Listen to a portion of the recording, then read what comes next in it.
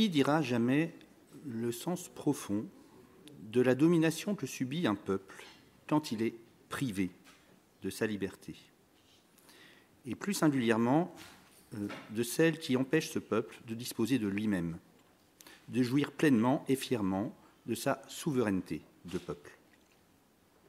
On peut faire l'hypothèse qu'il existe, selon l'expression de Frédéric Gros, dans son livre « La honte est un sentiment révolutionnaire », un pouvoir nu, exerçant sa domination sur le peuple.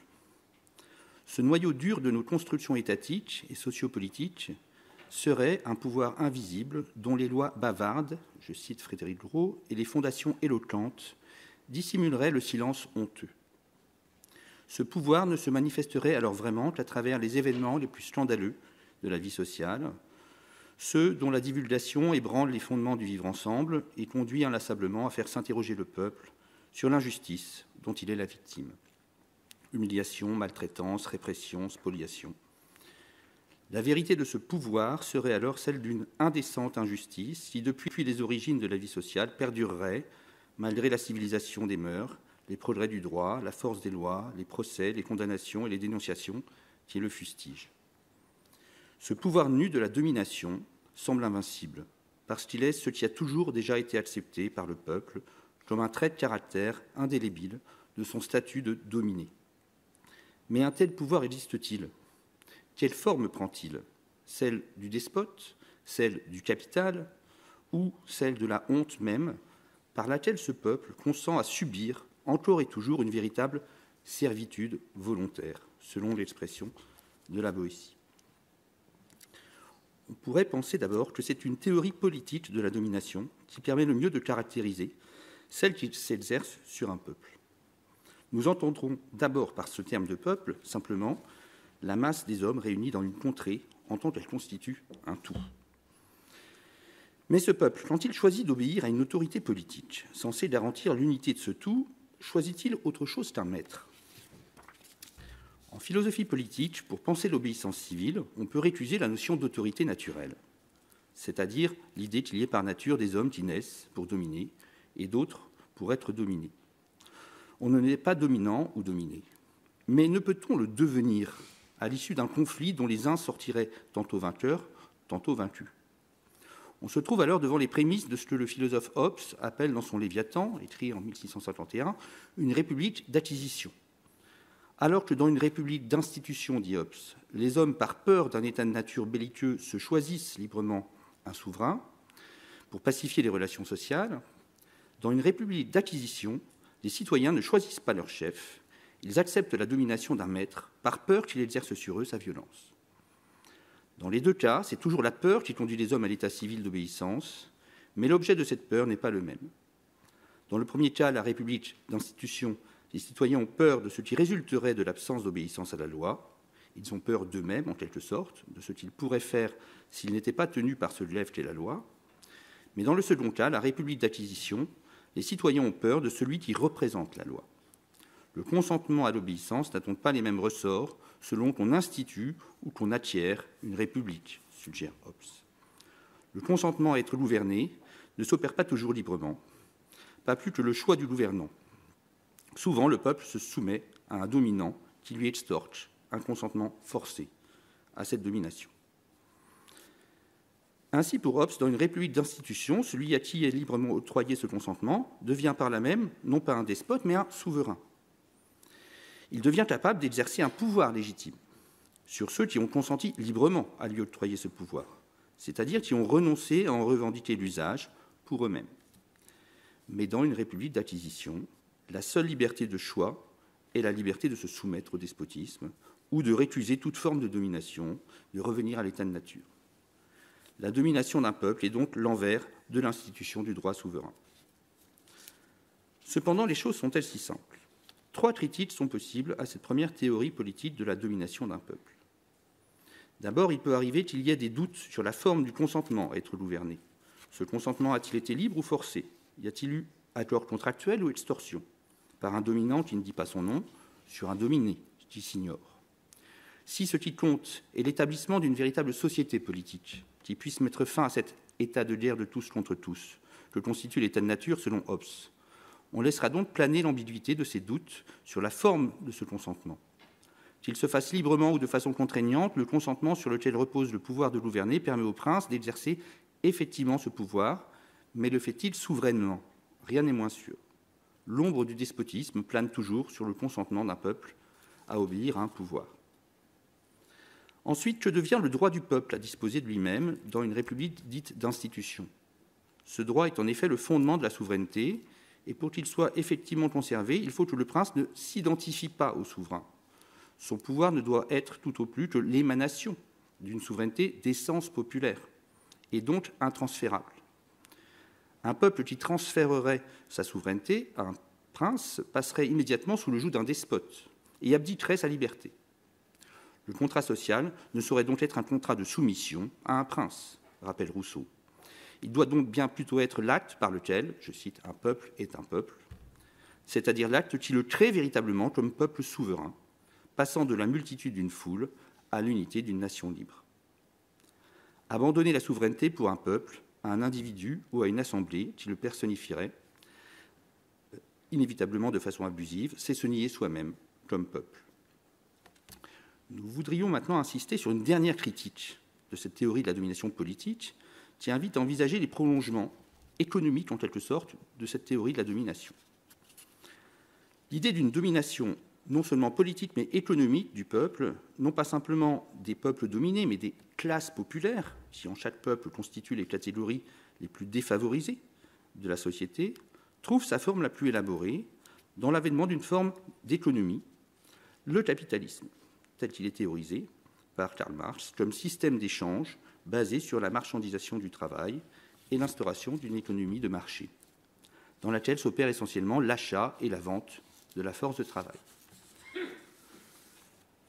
L'effet notable du capitalisme sur l'organisation économique de la société est lié au rapport du capitalisme à la propriété. Marx compare à cet égard les récits et explications de l'origine de la propriété par les économistes libéraux à des fables qui n'auraient rien à envier à la cigale et la fourmi de La Fontaine. Selon ces récits fabuleux, la propriété naîtrait du travail et serait le fruit légitime du travail. Or, il y a un abîme entre les véritables enquêtes de l'historien et les fables des économistes libéraux, qui ne parlent que d'une société idyllique qui n'a jamais vraiment existé. On retrouve un écho de cette mythification libérale de l'économie dans l'antimanuel d'économie du regretté Bernard Maris, paru en 2003. Marx écrit « Dans les annales de l'histoire réelle, c'est la conquête, l'asservissement, la rapine à main armée, le règne de la force brutale qui l'a toujours emporté. Dans les manuels BA de l'économie libérale, c'est l'idylle, au contraire, qui a de tout temps régné. Au contraire de la fable libérale qui raconte que les propriétaires fourmis ont bien mérité de leur travail, tandis que les non-propriétaires ciganes ne feraient que payer le prix de leur insouciance coupable, la véritable histoire du capitalisme est plutôt l'histoire de l'accumulation primitive du capital, qui n'a rien d'une rétribution équitable des ressources en fonction du travail effectué. C'est plutôt l'histoire, pour les classes populaires, du dépouillement progressif mais inéluctable de leurs moyens de production et d'existence traditionnels. Le propre du capitalisme, c'est l'expropriation progressive de tout ce qui permet aux classes populaires de vivre de façon indépendante d'une organisation économique inégalitaire, dans un État qui ne garantit que très formellement la protection des droits de ses travailleurs, ainsi corvéable dans le salariat d'une façon tout à fait analogue à celle du servage féodal. Alors, ça c'est l'explication de Marx du capitalisme. Cette définition du capitalisme est-elle suffisante cependant pour expliquer la domination du peuple, des classes populaires? Cette dimension d'exploitation par la marchandisation du travail de ces classes dites laborieuses est devenue au XXe siècle beaucoup moins significative que deux autres caractéristiques du système capitaliste, le machinisme et le bureaucratisme. Ces deux caractères confortent la domination du peuple et elles sont théorisées par Simone Weil dans Oppression et liberté, paru en 1955, mais écrit en 1934. Le machinisme, tel qu'il est développé dans la grande industrie, produit, d'après Simone Weil, une séparation dramatique dans le processus du travail lui-même, entre les forces spirituelles de ce travail, d'une part, et le processus de production, d'autre part. Elle écrit « La séparation des forces spirituelles du procès de production avec le travail manuel et leur transformation en force d'oppression du capital sur le travail s'accomplit pleinement dans la grande industrie construite sur la base du machinisme. Le machinisme dénature le travail, contribue à former une opposition qui n'est plus seulement celle entre acheteurs et vendeurs de la force de travail, mais entre ceux qui disposent de la machine et ceux dont la machine dispose. Simone Veil note que la disparition dans l'entreprise des ouvriers qualifiés, capables d'user avec liberté et intelligence de l'outil machine, leur remplacement par des régleurs et des manœuvres spécialisées, capables tout au mieux de faire fonctionner un type de machine et un seul, est significative de ce processus de séparation entre l'intelligence et le geste du travail. Elle écrit « L'usine est partagée en deux camps, nettement délimités, ceux qui exécutent le travail sans y prendre à proprement parler aucune part active, et ceux qui dirigent le travail sans rien exécuter. Entre ces deux fractions de la population d'une entreprise, la machine elle-même constitue une barrière infranchissable. » On remarquera ici que la domination des classes populaires n'est pas provoquée à proprement parler par le développement de la technique, de la machine en tant qu'objet automatisé, mais par l'usage qui en est fait pour discriminer les hommes. Le capitalisme est donc cette forme d'organisation de la production qui ne sépare pas simplement acheteurs et vendeurs de la force de travail, mais bien les hommes qui sont aptes à utiliser les machines d'un côté et ceux qui deviennent eux-mêmes machinalement dirigés d'un autre côté.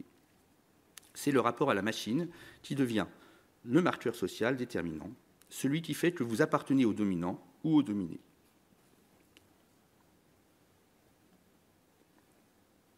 Le bureaucratisme maintenant, c'est le deuxième aspect que Simone Veil étudie pour prolonger la critique marxiste du capitalisme. Le bureaucratisme est l'influence abusive de l'administration sur les décisions politiques et sur la vie sociale elle-même. Toute l'évolution de la société actuelle tend à développer les diverses formes d'oppression bureaucratique et à leur donner une sorte d'autonomie par rapport au capitalisme proprement dit. Simone Veil, tout en lui reconnaissant sa dette, en quelque sorte, à Marx, s'émancipe dans sa critique de celui-ci. Il a bien vu qu'il fallait critiquer dans le développement du capitalisme industriel et de l'appareil d'État qui le seconde la montée d'une force d'oppression bureaucratique du peuple, mais il a été trop naïf dans l'idée qu'un autre mode d'organisation du travail, comme le socialisme, résoudrait ce problème en expropriant simplement les propriétaires privés des moyens de production. La dictature d'une caste bureaucratique n'est pas le privilège du capitalisme, souligne Simone Veil, et quel que soit le système économique en place, la couche sociale définie par l'exercice des fonctions d'administration, écrit-elle, n'acceptera jamais, quel que soit le régime légal de la propriété, d'ouvrir l'accès de ces fonctions aux masses laborieuses, d'apprendre à chaque cuisinière à gouverner l'État ou à chaque manœuvre à diriger l'entreprise. Finalement, ce n'est ni dans les termes exclusivement de la domination de Hobbes, ni dans les termes de la domination de Marx, que peut se concevoir la domination d'un peuple. Celle-ci n'est ni proprement une oppression despotique, ni même seulement une exploitation économique. Qui voudrait défendre la cause du peuple en réduisant le combat à ses enjeux risquerait donc de ne pas voir la véritable source de cette oppression. D'où une troisième hypothèse. On peut chercher la source de la domination d'un peuple dans la nature même de la vie sociale, dans le secret bien caché des gens du peuple, de ceux dont l'écrivain Pierre Michon qualifiait les vies de vie minuscules. Les gens du peuple, ce sont les gens qui font l'histoire, mais dont l'histoire souvent a perdu les noms. La littérature, par contre, en retient quelques-uns, quand elle fait le récit de leur ascension sociale, et de la déchirure qui les traverse, quand ces gens, issus du peuple, finissent par se vivre comme de pauvres exilés chez les riches, sans espoir de retour.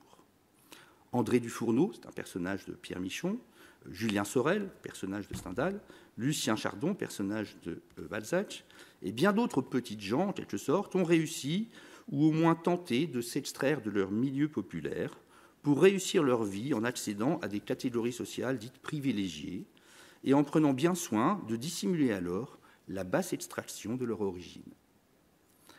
C'est là que réside l'énigme centrale de la domination du peuple, dans le fait que c'est souvent la honte de provenir du peuple lui-même, ainsi que la dissimulation qui accompagne cette honte des origines populaires, que ce qui caractérise ces parvenus ou ces nouveaux riches, ces transfuges de classe, concept sociologique contemporain, comme on veut les appeler, c'est qu'ils ont réussi socialement, mais en avouant finalement souvent que tout ce que leur avait coûté, en quelque sorte, cet exil hors de leur milieu d'origine.